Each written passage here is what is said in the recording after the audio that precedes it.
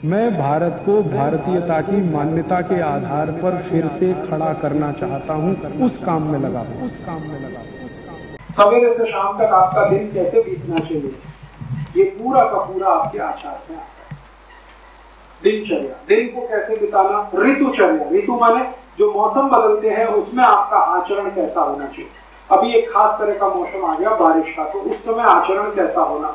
बहुत ठंडी का मौसम आ गया तो आचरण कैसा होना, और बहुत गर्मी का मौसम आ गया तो आचरण कैसा होना। तो ऋतु के आधार पर सबसे मुख्य आधार है ऋतु, तो ऋतुचर्या उसको कहा गया। और दिन सवेरे से शाम तक, तो सवेरे से शाम तक और ऋतु के आधार पर अगर आप अपना जीवन चलाना शुरू करें तो आप भारतीयता में वापस आ जाएंगे।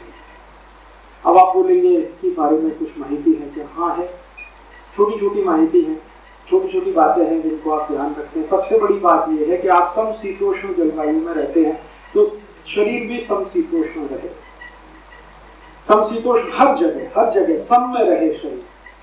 आयुर्वेद में भी ये कहते हैं कि वात पित्त कफ तीनों सम में रहे। भारतीय लोगों के लिए ये अत्यंत आवश्यक है। तो शरीर की कोई भी अवस्था सम से ना जाए, माने ज्यादा सोए नहीं एक, क्योंकि सम टूटेगा, ज्यादा जगह भी नहीं, उसमें भी सम टूटेगा। तो जगना और सोना दोनों संतुलित नियमित है। तो शास्त्रों के आधार पर भारत के लिए जगने और सोने की जो अवधि तय की गई है वो दो तरह से तय की गई है। एक तो ऐसे लोग जो शरीर श्रम बहुत करते हैं, और एक तो ऐसे लोग जिनका शरीर श्रम कम है। तो जो शरीर श्रम ज्यादा करते हैं उनके लिए सोना कम से कम 8 घंटे और जगना 16 घंटे। सोना 8 घंटे, जगना 16 घंटे। शरीर श्रम करने वालों को स्पष्ट निर्देश है भारतीय शास्त्रों में कि जिंदगी का 1/3 हिस्सा उनको सोना ही पड़ेगा शरीर को सम रखने के लिए। लेकिन जो शरीर श्रम ज्यादा नहीं करते उनके लिए सोने का है 6 घंटे और जगना है 18 घंटे। अब आप देख लीजिए आप किस कैटेगरी में आते हैं। अगर शरीर श्रम नहीं है आपका तो 6 घंटे सोना पर्याप्त है, और शरीर श्रम है तो 8 घंटे। लेकिन कभी कभी एक छूट दी गई है, वो ये कि आपका शरीर जब स्वस्थ महसूस करे उतनी देर सो लेना। ये तीसरी एक कैटेगरी बनेगी, लेकिन ये सभी के लिए नहीं है। जब आप कोई बीमारी की स्थिति में हैं, कोई रोग की स्थिति में हैं, तो जब तक आपका शरीर स्वस्थ महसूस ना करे तब तक सोएं, और जब स्वस्थ महसूस करे तो जगें। वो बीमारी की स्थिति है तीसरी वाली। स्वस्थ होने की स्थिति 8 और 6 घंटे की, श्रम करने वालों को 8, नहीं श्रम करने वालों को 6। और बीमारी की स्थिति में जब तक आप सोएं और महसूस करें स्वस्थ, वहां तक तो 10 घंटे भी हो सकता है, 12 घंटे भी हो सकता है। ठीक है। हमारे भारतीय शास्त्रों में एक स्पेशल कैटेगरी है, अलग से लिखा गया है बच्चों के लिए। बच्चे होते हैं 1 साल की उम्र तक के बच्चों को 18 घंटे सोना, 3 साल तक की उम्र वालों को 16 घंटे, 5 साल तक की उम्र वालों को 14 घंटे, और उससे आगे 7-8 साल के हो जाएं तो 12 घंटे, फिर 10 साल के हो जाएं तो 8 से 10 घंटे। जैसे ही वो 12 साल क्रॉस करें तो 8 घंटे।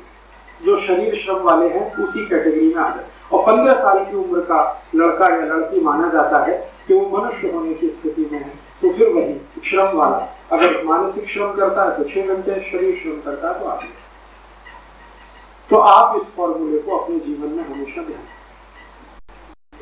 ठीक है, तो सोना जगना हुआ। अब इसमें थोड़ा आगे आचार, सोना जगना। अब अगर आपने सोना जगना फिक्स किया है तो टाइम फिक्स करना। अगर आपकी 8 घंटे की नींद आपको पूरी करनी है तो रात को कितने बजे सोना आपके लिए फिक्स करना पड़ेगा।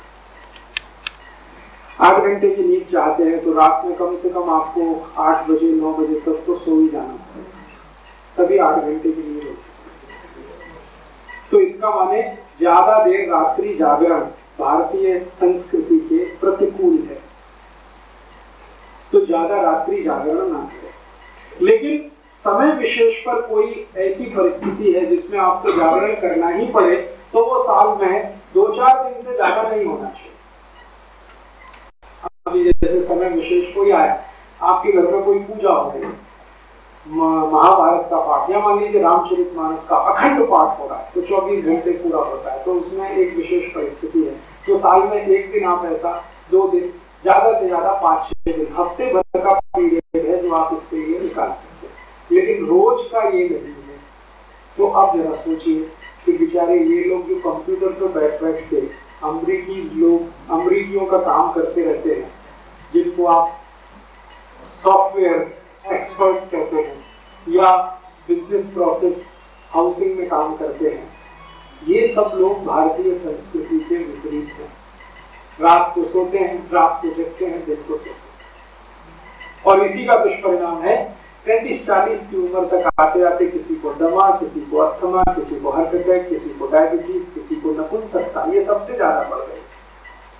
मैं होम्योपैथी का डॉक्टर भी हूँ और निःशुल्क प्रैक्टिस करता हूँ सेवा के, तो मेरे पास मैक्सिमम केसेस आते हैं, मैं आपको बता रहा हूँ, ऐसे डॉक्टर बताना नहीं चाहिए, वो नपुंसकता क्या है। और मैक्सिमम कैटेगरी जो है वो इन्हीं लोगों की है जो सॉफ्टवेयर में, बिजनेस प्रोसेस हाउस में और आउटसोर्सिंग के काम में लगे, पति और पत्नी दोनों में।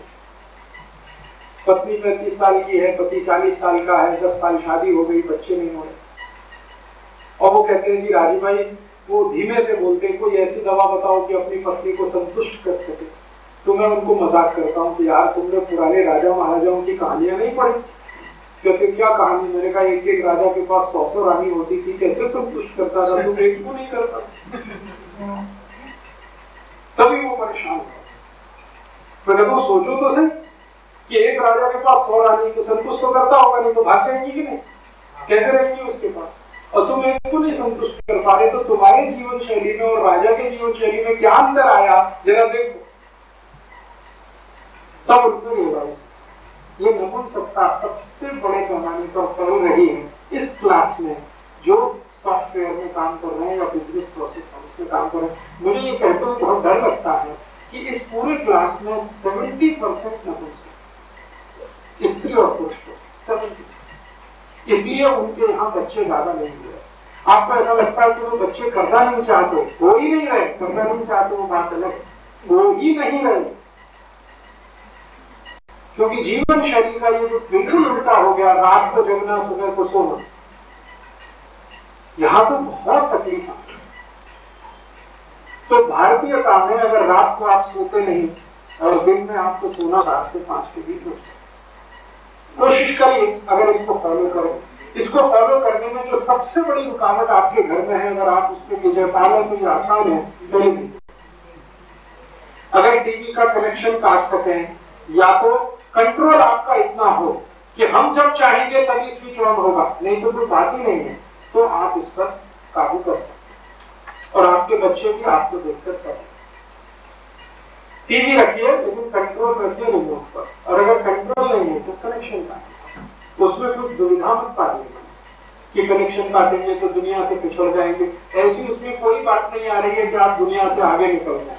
उसको देखिए जो पिछड़ने की कल्पना आप करें, कोई जानकारी ऐसी नहीं आ रही है जो आपको दुनिया से आगे निकालती हो, तो पिछड़ने का डर क्यों? दोस्तों सबसे पहले तो चैनल सब्सक्राइब करें, फिर लाइक, कमेंट और शेयर करें, और हाँ, हमारा एंड्रॉयड ऐप डाउनलोड करना ना भूलें।